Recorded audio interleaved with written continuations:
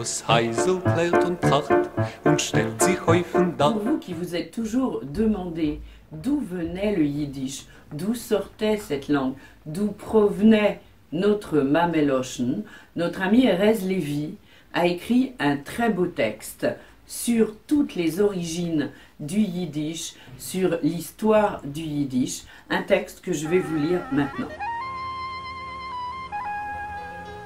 Le yiddish est une langue millénaire qui a pour particularité d'avoir traversé le continent européen, décrivant à travers les générations qui se sont succédées depuis environ l'an 1000 et jusqu'en 1939, une migration depuis les régions occidentales de l'Allemagne jusqu'au bord de la mer Baltique et de la mer Noire, puis jusqu'aux Amériques.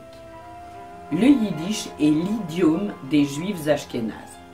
Il a pour élément de base les dialectes allemands du début du second millénaire, fortement imprégnés d'hébreu et d'araméen, langue de l'étude sainte transmise de génération en génération dans les communautés juives.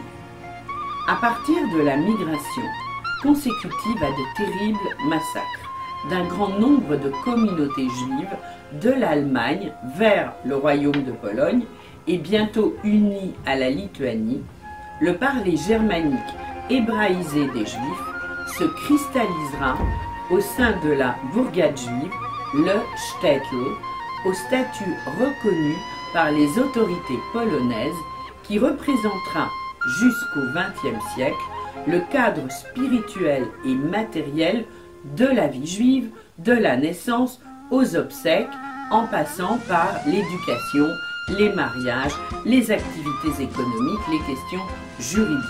Il devient la langue commune des Juifs dans tout l'espace est-européen jusqu'à la Roumanie, leur langue maternelle ou Mameloschen. C'est en Mameloschen que s'exprime à travers des chansons et des scènes théâtrales l'esprit d'un peuple à travers les âges et les pays.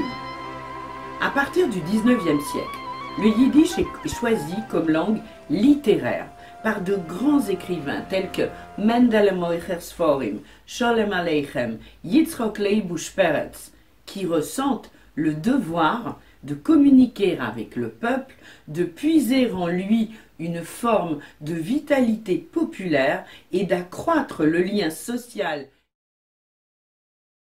et culturel en son sein et de lui communiquer des interrogations et des horizons.